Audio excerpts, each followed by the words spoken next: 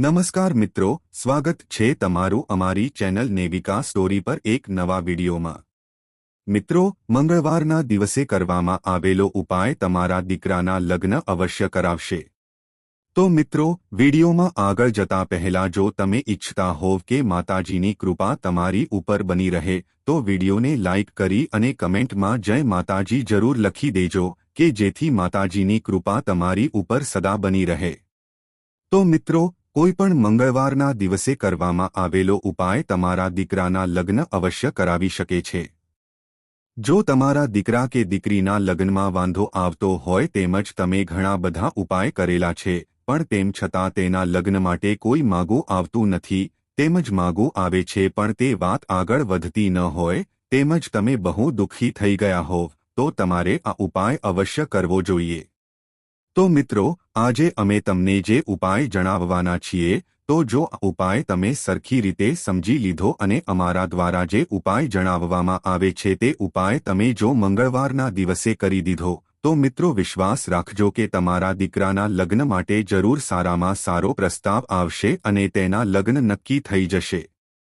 તો મિત્રો, આ ઉપાય કોઈપણ વ્યક્તિ કરી શકે છે તેમજ બાળકો આ ઉપાય કરવા માંગે છે તો એ પણ કરી શકે છે પણ અમને ખબર છે કે અત્યારના દીકરા કે દીકરી પાસે એટલો બધો સમય નથી હોતો કે તે આ ઉપાય કરી શકે। તો આવી પરિસ્થિતિમાં જે ઉપાય હોય છે એ માતાપિતા જ કરી શકે છે।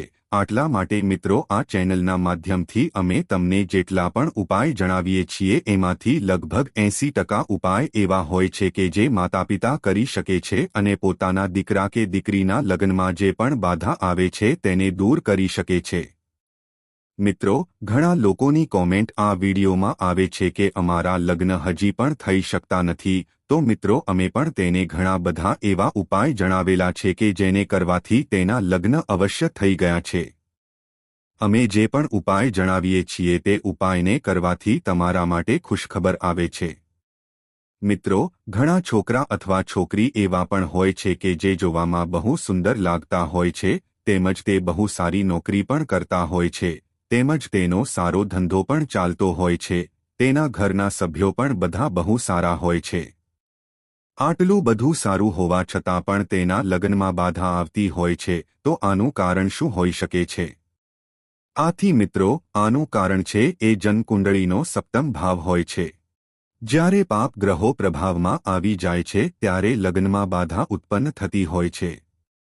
આથી મિત્રો, તમારા માટે જો માંગાતો આવશે વાતો પણ બહુ થશે પણ તમારા લગ્ન નક્કી નહીં થઈ શકે આથી વચ્ચેથી જ એ સંબંધ છે તે તૂટી જશે। અને ઘણીવાર એવું થાય છે કે ઘણીવાર છોકરા કે છોકરી અથવા બંનેને એકબીજા ગમી જાય છે તો અમુક એવી વાત વચ્ચે આવે છે કે એનાથી આ સંબંધ તૂટી જાય છે। ક્યારેક હોકરીવાળા ના પાડી દે છે તો ક્યારેક હોકરાવાળા પણ ના પાડી દેતા હોય છે। આવી વસ્તુ હંમેશા બનતી હોય છે અને તેના લગ્ન થઈ શકતા નથી। આપણને આવું લાગતું હોય છે કે આ વાત આ વખતે સરખી બની જશે પણ તે વાત આગળ વધી શકતી નથી આથી આપણે રાહ જોતા રહી જઈએ છીએ। તો મિત્રો, ઘણીવાર એવું પણ થાય છે કે માંગા તો ઘણા બધા આવશે પણ તમને મનગમતા માંગા નહીં આવતા હોય। કોઈ પણ માંગુ છે તમને જેવું ગમતું હશે એવું નહીં આવતું હોય આથી તમે એમ જ આમાં સમય બરબાદ કરતા હોવ છો। તો જો તમારી સાથે પણ મિત્રો આવું થતું હોય તો હવે તમારી ચિંતા કરવાની કોઈ જરૂર નથી। અમે તમને જે ઉપાય જણાવવાના છીએ તે ઉપાયને જો તમે સરખી રીતે કરી લીધો તો અવશ્ય તમારા લગ્ન થઈ જશે।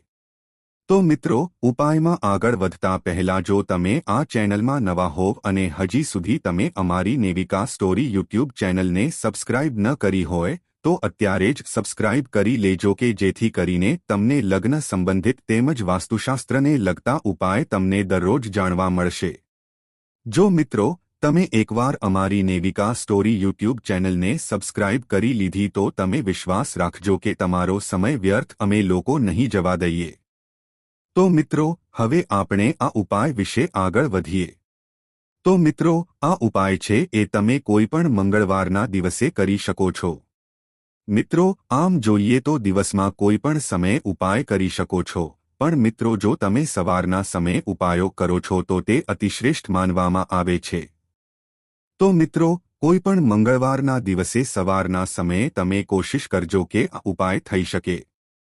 તો મિત્રો, આ ઉપાય કરવા માટે તમારી પાસે શું સામગ્રી હોવી જોઈએ અને આ ઉપાય કઈ વિધિથી કરવાનો છે? તો મિત્રો, સૌપ્રથમ તમારી પાસે મૈસૂરની દાળ હોવી જોઈએ. પછી તેનો લોટ બનાવી લેવાનો છે. જેવી રીતે તમે ઘંટીમાં લોટ દળો છો એવી રીતે આ મૈસૂરની દાળનો લોટ લઈ લેવાનો છે. તમારે આ મૈસૂરની દાળનો એટલો જ લોટ લેવાનો છે કે એક રોટલી બની શકે એટલો જ તમારે લોટ લેવાનો છે. પછી તમારે એ મૈસૂરની દાળના લોટની એક રોટલી બનાવવાની છે. તો આ રોટલી તમારે એવી રીતે બનાવવાની છે કે તે એક સાઈડથી કાચી હોવી જોઈએ અને એક સાઈડથી પાકી હોવી જોઈએ. પછી મિત્રો, રોટલીનો જે ભાગ કાચો છે એ ભાગ ઉપર તમારે ઘી લગાવી દેવાનું છે. તેના પછી એક નાના વાટકામાં તમારે થોડીક હળદર લેવાની છે અને એમાં થોડુંક ઘી નાખીને મિક્સ કરી દેવાનું છે. પછી મિત્રો, એ હળદરથી જે રોટલીના કાચા ભાગમાં તમે જ્યાં ઘી લગાવેલું છે એ ભાગ ઉપર તમારે હળદર લઈને પોતાની અનામિકા આંગળીથી શુભ વિવાહ એવું લખવાનું છે. પછી મિત્રો, તમે તમારા દીકરા કે દીકરી માટે જો તમે ઉપાય કરતા હોવ તો તમારે તેનું નામ લખી દેવાનું છે. જો તમે તમારી દીકરી માટે આ ઉપાય કરતા હોવ તો એનું નામ આ રોટલીમાં લખી દેવાનું છે. અથવા જો દીકરા માટે આ ઉપાય કરતા હોવ તો એનું નામ આ રોટલીમાં લખી દેવાનું છે. અથવા જો દીકરો કે દીકરી પોતે જ આ ઉપાય કરતા હોય તો તેને પોતે જ પોતાનું નામ રોટલીમાં લખી દેવાનું છે. પછી નીચે તેની જે ઉંમર હોય તે ઉંમર લખી દેવાની છે. એટલે કે મિત્રો, તમારા છોકરા કે છોકરીનું જે વર્ષ ચાલતું હોય એ વર્ષ જ તમારે લખવાનું છે. એટલે કે જો તમારા દીકરા કે દીકરીની ઉંમર જો 26 વર્ષ થઈ ગઈ હોય અને 27મું વર્ષ ચાલતું હોય તો તમારે તે રોટલીમાં 27 વર્ષ જ લખવાના છે. તો મિત્રો, આ રોટલીમાં તમારે 3 વસ્તુ લખવાની છે. સૌપ્રથમ શુભ વિવાહ, તેના પછી બાળકોના નામ, પછી હળદરથી લેપ, પછી પોતાની અનામિકા આંગળીથી છોકરા કે છોકરીનું નામ લખવાનું છે. પછી ઉંમર લખવાની છે. તો પછી મિત્રો, તમારે શું કરવાનું છે? તો પછી તમારે એક ગોળનો નાનો ટુકડો લેવાનો છે. તેના પછી જે છોકરા કે છોકરીના લગ્નમાં બાધા આવતી હોય તો એના માથા ઉપરથી આ રોટલીને એકવાર સ્પર્શ કરી દેવાની છે. પણ અમુક વાર એવું બનતું હોય છે કે છોકરો અથવા તો છોકરી હાજર ન હોય તો મિત્રો, તમારે શું કરવાનું છે? તો તમારે મનમાં જ એવું વિચારવાનું છે કે તમારો છોકરો અથવા તો છોકરી તમારી સાથે જ છે અને તમારે મનમાં એ રોટલીને એના માથાને સ્પર્શ કરાવી દેવાની છે. તેના પછી મિત્રો, આ રોટલી છે તમારે ગાય માતાને ખવડાવી દેવાની છે. મિત્રો, તમને ખબર ના હોય તો અમે જણાવી દઈએ કે ગાયની અંદર 33 કોટી દેવતા છે એ નિવાસ કરતા હોય છે. અને આ રોટલી ઉપર તમે શુભ વિવાહ લખેલું છે તેમજ નામ, ઉંમર, બધી જ વસ્તુ લખેલી છે. આથી આ રોટલી છે એ જો ગાયના પેટમાં જશે તો મિત્રો 33 કોટી દેવતા છે તેની પાસે આ તમારી રોટલી છે એટલે કે તમે જે લગ્ન માટેની પ્રાર્થના કરેલી છે આ 33 કોટી દેવતાની પાસે પહોંચી જશે. આથી તમારી મનોકામના છે અવશ્ય પૂરી થશે અને જલ્દી જ તમારા લગ્ન થઈ જશે. મિત્રો, અમે આશા રાખીએ છીએ કે તમે આ મારા ઉપાયને સરખી રીતે સમજી લીધો હશે. તો મિત્રો, મંગળવારના દિવસે આ ઉપાય તમે અવશ્ય કરી જોજો. તેમજ મિત્રો, તમારે આ ઉપાય છે એ સતત 7 મંગળવાર સુધી આ ઉપાયને કરવાના છે. જો વચ્ચે કોઈ મંગળવાર ચૂકાઈ જાય છે તો પણ તમારે ચિંતા કરવાની કોઈ જરૂર નથી. એ મંગળવાર કે જે દિવસે તમે ઉપાય કરવાનું ચૂકી ગયા છો તો એ મંગળવારને ગણવાનો નથી પણ આગળના દિવસે એ મંગળવાર વધારી દેવાનો છે અને તમારે ઉપાય કરવાનો છે.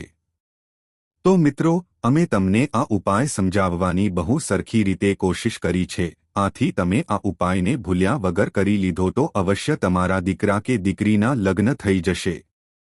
આથી મિત્રો, જો તમને આ ઉપાય છે એ સરખો સમજાણો ન હોય તો મિત્રો આ વિડીયોને તમે એકવાર પાછો જોઈ લેજો કે જેથી કરીને આ ઉપાય છે તમારા મનમાં બેસી જાય અને તમે જે તમારા દીકરા કે દીકરીના લગ્નને લઈને ચિંતામાં છો એ ચિંતા પણ જતી રહે અને તમારા દીકરા કે દીકરીના લગ્નનો યોગ બને. તેમજ મિત્રો લગ્નના યોગ થવાના બીજા વિશેષ ઉપાય વિશે જોઈએ તો મિત્રો કુંડળીમાં ગ્રહદોષને કારણે ઘણા જાતકોના લગ્નમાં વિલંબ થાય છે અથવા મોડા થાય છે. આ માટે જ્યોતિષ ગ્રહ દોષ દૂર કરવા માટેના ઉપાયો જણાવવામાં આવ્યા છે. મિત્રો રાહુ દોષ દૂર કરવા માટે દેવોના દેવ મહાદેવની પૂજા કરવાનો નિયમ છે. તેના માટે પાણીમાં કાળા તલ મિક્સ કરીને દરરોજ શિવલિંગ પર અર્ઘ્ય ચઢાવો. આવા સમયે શનિવારના રોજ વહેતા પાણીના પ્રવાહમાં નારિયેળ નાખવાથી રાહુની અસર પણ ઓછી થાય છે. કેતુની હાજરીને કારણે ગુપ્ત શત્રુઓના કારણે શુભ કાર્યમાં અવરોધ આવે છે.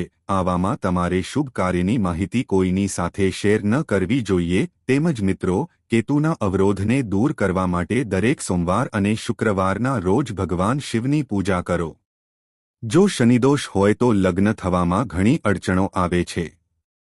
જ્યોતિષના મતે શનિદેવના પ્રભાવને ઓછો કરવા માટે અડદ, લોખંડ, કાળા ધાબળા વગેરે વસ્તુઓનું દાન કરો. તેનાથી લગ્નમાં આવતી અડચણો દૂર થાય છે. જો મંગળ દોષ હોય ત્યારે જાતક શુભ બને છે.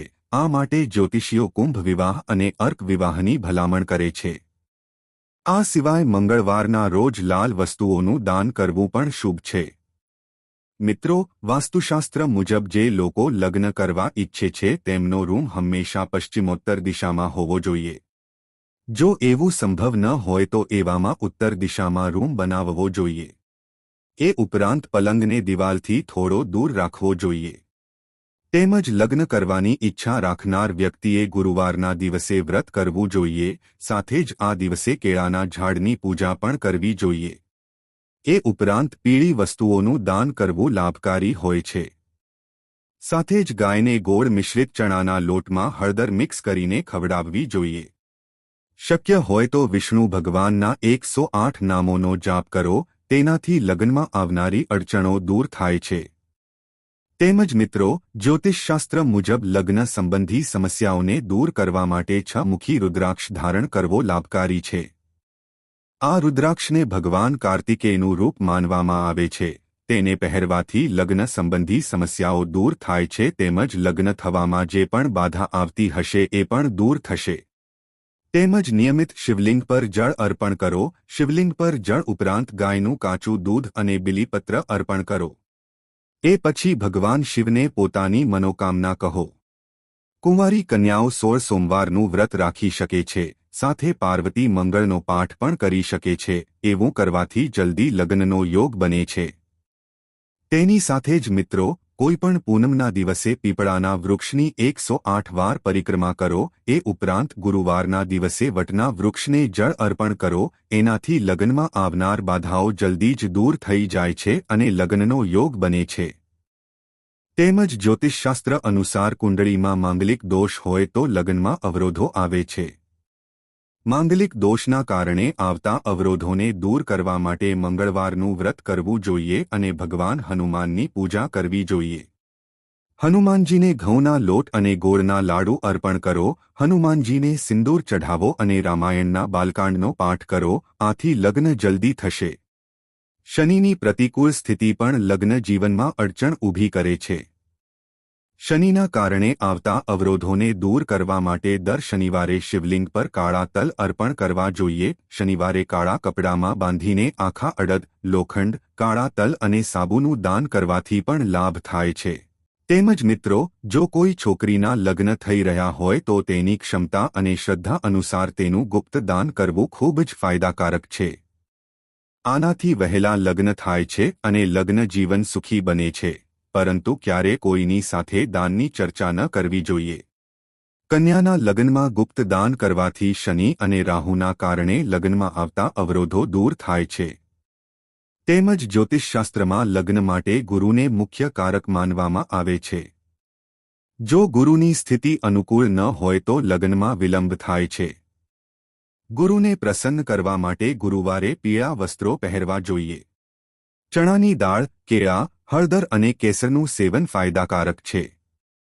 જો શક્ય હોય તો તમે ગુરુવારે પણ ઉપવાસ કરી શકો છો. તેમજ એવું માનવામાં આવે છે કે જ્યારે કોઈના લગ્ન હોય ત્યારે વરનું મોઢું લઈને તેને માથા પર રાખવાથી અપરિણીત છોકરાના લગ્નમાં મદદ મળે છે. છોકરીએ કન્યા સાથે મોઢું બાંધવું જોઈએ. જે યુવતીના લગ્નમાં વારંવાર વિઘ્નો આવી રહ્યા છે તેમણે રાત્રે તાંબાના વાસણમાં પાણી ભરીને ભગવાન વિષ્ણુની મૂર્તિ અથવા ચિત્રની સામે રાખવું જોઈએ અને બ્રહ્મ મુહૂર્ત સમયે તે પાત્રને લઈને ખુલ્લા આકાશમાં જાઓ, આ વાસણમાં રાખેલ પાણીમાં માંગ ભરો અને વાસણને પાછું ભગવાન સમક્ષ મૂકી દો. જો આ દરમિયાન કોઈ અડચણ કરે તો કશું બોલશો નહીં. 1 મહિના સુધી આમ કરવાથી લગ્નની સંભાવનાઓ પ્રબળ બને છે. ક્યારેય એકલા શિવ, રામ કે કૃષ્ણની પૂજા ન કરો, તેનાથી લગ્નમાં વિલંબ થાય છે.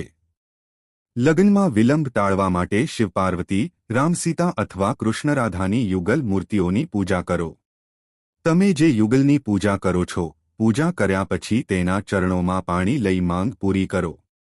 તેમજ લગ્નમાં આવતા અવરોધોને રોકવા માટેનો ઉપાય બહુ ઉપયોગી છે. તમારી હથેળી પર શુક્ર પર્વત પર ચંદનનું તિલક લગાવો. હથેળી પર ચંદન લગાવવાનું કામ તમારે 40 દિવસ સુધી કરવાનું છે. તેનાથી લગ્નના તમામ અવરોધો દૂર થશે અને તમને તમારી પસંદનો જીવનસાથી મળશે. તેમજ તમારા લગ્ન જીવનમાં આવતા અવરોધોને દૂર કરવા માટે તમે અભિવ્યક્તિની મદદ પણ લઈ શકો છો. આ માટે એક કાગળ પર દિવસમાં 6 થી 9 વખત લખો કે તમે જે જીવનને સાકાર થતું જોવા માંગો છો. ઉદાહરણ તરીકે, જો તમે ઈચ્છો છો કે તમારા પ્રેમ લગ્ન થાય તો તમે એક કાગળ પર તમારા નામ લખો અને લખો કે તમારા પ્રેમ લગ્ન થયા છે અને તમે સુખી જીવન જીવી રહ્યા છો. તેમજ લગ્નના માર્ગમાં આવતા અવરોધોને દૂર કરવા માટે તમારે સોમવારે વ્રત રાખવું જોઈએ. આનાથી ભગવાન શિવ અને દેવી પાર્વતીના આશીર્વાદ તમારા પર બની રહેશે અને તમારા જલ્દી લગ્ન થશે. તો મિત્રો, આજનો વિડિયો અહીં પૂર્ણ કરીએ છીએ. આજની આ માહિતી તમને કેવી લાગી અને આ વિડિયો કયા શહેરમાંથી સાંભળી રહ્યા છો તે કમેન્ટમાં જરૂર જણાવજો. પસંદ આવી હોય તો લાઇક અને તમારા મિત્રો સાથે શેર કરજો. ચેનલ પર નવા હોય તો ચેનલને સબસ્ક્રાઇબ કરવાનું ભૂલતા નહીં. મળીએ એક નવા વિડિયોમાં. ત્યાં સુધી બધાને જય શ્રી કૃષ્ણ. ધન્યવાદ.